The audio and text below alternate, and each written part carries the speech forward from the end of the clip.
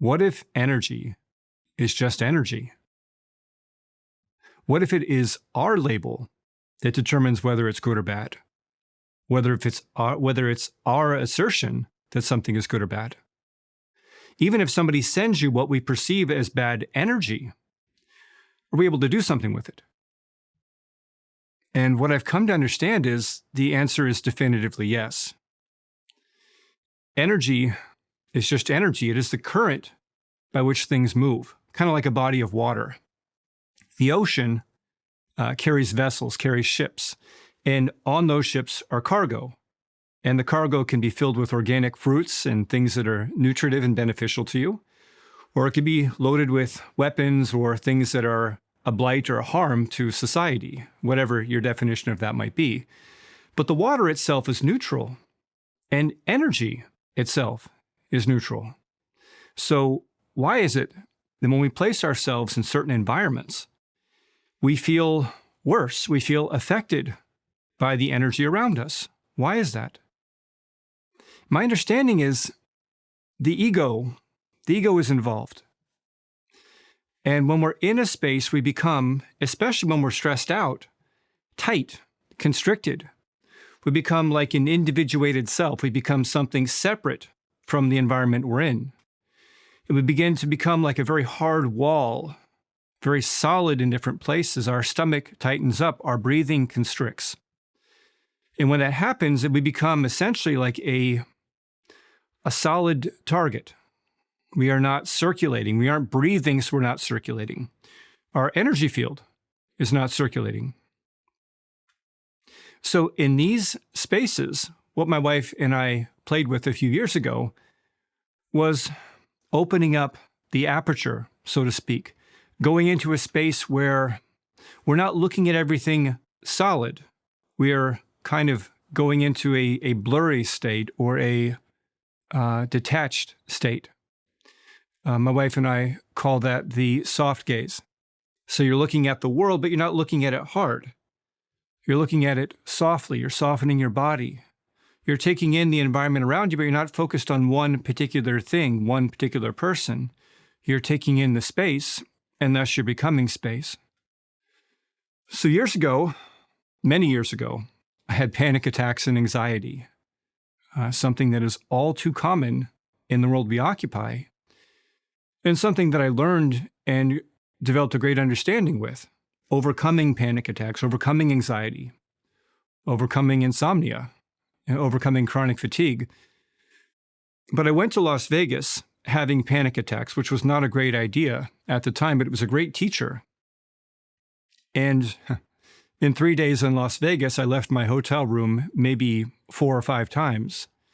I had heart palpitations. I had mouth dryness. I had immense anxiety. When I would go out into the crowds, I was developing a deep sense of agoraphobia. And so I vowed never to go back there again.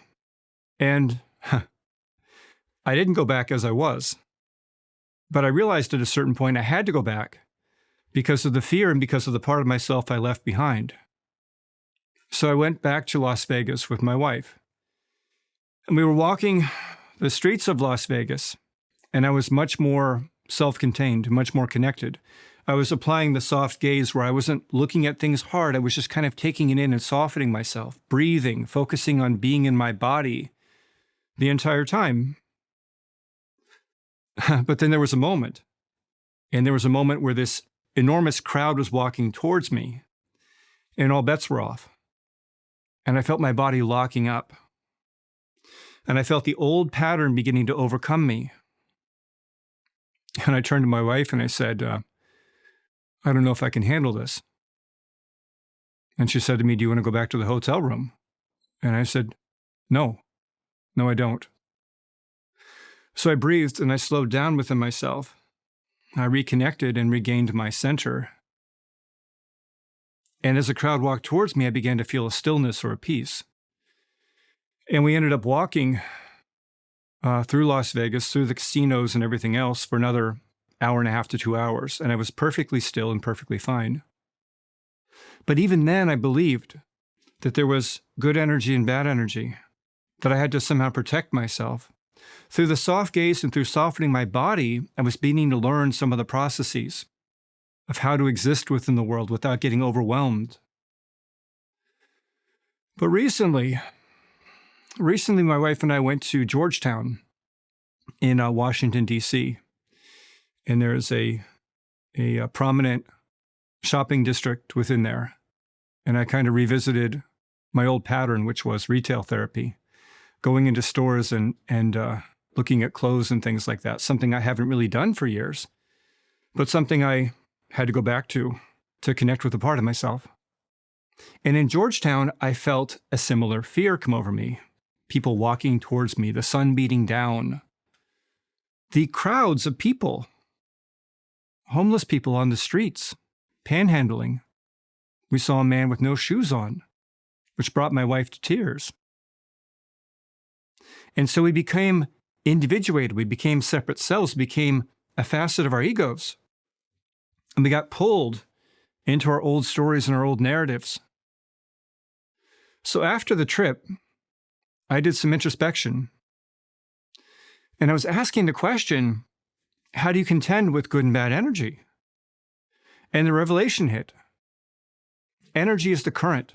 It is the water, the story, the narrative. Our own interpretation is the envelope, is the shell around the energy. So how do you break down the shell? How do you break down the envelope to get to the energy? Which led me to another question. Why is it that certain people, our president as an example, can create an immense fuss within the world and draw negative energy and have it fuel? And how can it be that people that are empathic or introverted, how can it be that it causes them to collapse or crumble? And how can it be that someone who is spiritually gifted, you might say like a spiritual adept, or somebody who is like a yogi or a mystic, or somebody who's really, really connected, a Saint Francis, a Jesus, a Buddha, someone walking in that, how are they able to take the energy of the world and not have it completely crush them? And the key is two different centers within the body. So with a person who is, say, the politician or the actor, not to denigrate all actors, but some people draw off of that energy. How do they draw off the negative energy and have it fuel them?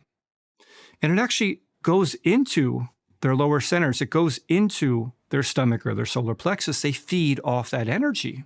Bullies do this as well. Bullies stand above someone in victimization.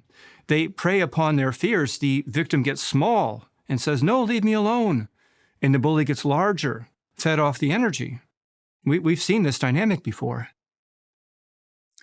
And the person who is spiritually gifted, which is not to say that they are better, but they are in their alignment, their connection, are heart-centered. Their heart is open. That creates a very powerful field of consciousness around them, like a shell. The technical term is the toroidal field, but it creates a very powerful, very potent field like the electromagnetic field of the earth. It creates a field around your body. Your body is electromagnetic. It creates a very strong, potent signal, potent field. And when you move into that space, energy becomes neutral because you are not attached to a story. So when somebody comes with you with hardship, sadness, anger, you aren't taking it personally. There's no story of, I must fix this person. There's something wrong with them. They are smaller. They are less than. From the heart space, everyone is a child of God. Everyone is deserving of love and light, though the people that come to you may be lost, and that's okay. That's all part of the soul's journey. The dark night is crucial. The dark night is crucial. Suffering is the origin, the sole origin of consciousness, according to Dostoevsky. The sole origin of consciousness. We must suffer so that we don't suffer anymore. So being heart-centered sees someone in suffering, but does not judge, and loves them as they love themselves, and the heart remains open, and the energy becomes neutral, and the ocean comes into them, revivifying them, enlivening them, expanding upon them. causing their field to remain steady and strong. It is only when they apply a narrative or a story that they become lost, and they shut down. Now, how do you know you shut down? Well, it's simple. You pay attention to your breathing. You pay attention to your body. Is your body open or closed? Are you tight? Do you have physical pain? This is all part of it. Are you connected? Not just here through the heart and the crown and spiritually, but are you connected within your body?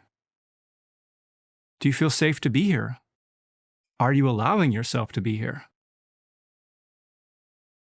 To feed off the material world disconnected is not an advantage, though some people can do it. But then they walk with their hearts closed, or they walked disconnected. The goal, as I see it, is to remain connected within your being. And then energy is neither good or bad. Just like the person before you is neither good nor bad. People are neither good nor bad in totality. They have bad moments, we could say. We could say that in moments they are malefactors, in other moments they are benefactors. There is a good and a bad within everybody. How they tilt depends upon whether they're in survival, whether they're lost, whether they've become hardened within an egoic form, an identification of a false self. This is universal. But to walk without a story or narrative allows us to be fluid. It doesn't mean we don't have dreams. It doesn't mean we don't have goals. It doesn't mean we don't have visions. That's all the carrot at the end of the stick. It means we let go of it once we've reached our goal, because we realize it wasn't the goal. It was the becoming, which is actually happening. It was the peace that spurred us forward to continue our ascent towards what we're becoming. But to walk in your life and not be in a place of division, to swim within the ocean, is to not necessarily see energy as good or bad, but to see it as the current. That the envelope or the shell around it is what somebody is sending to you. But if you're connected within yourself and your heart is open, it shatters the shell, dissolves the envelope. It reveals the energy that is all around you. And then you cease to be a fish who is seeking water. And you realize that you are swimming in an ocean. So I want to thank you for connecting in. Tonight marks the beginning of this channel.